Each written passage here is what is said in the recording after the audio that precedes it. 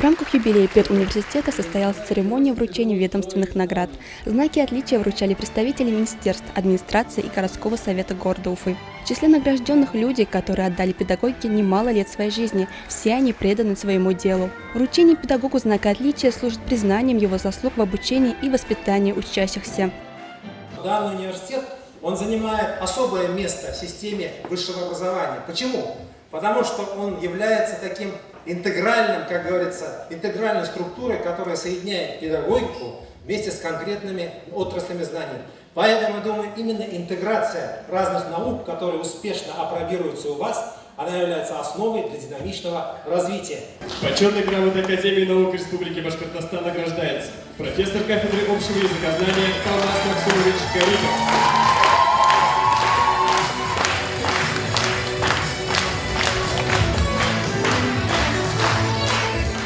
Ведомственные награды вручают за большие достижения в организации образования, внедрение в процесс учебы современных технологий. Помимо этого, данную награду вручают за заметные достижения в практической подготовке учащихся.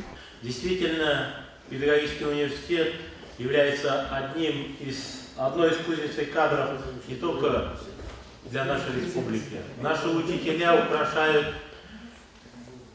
просторы России и за рубежом. Это те люди, которые несут знания детям, передают опыт.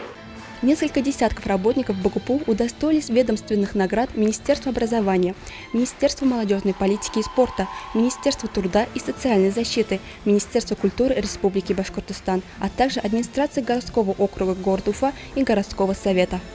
Поздравляю вас с юбилеем.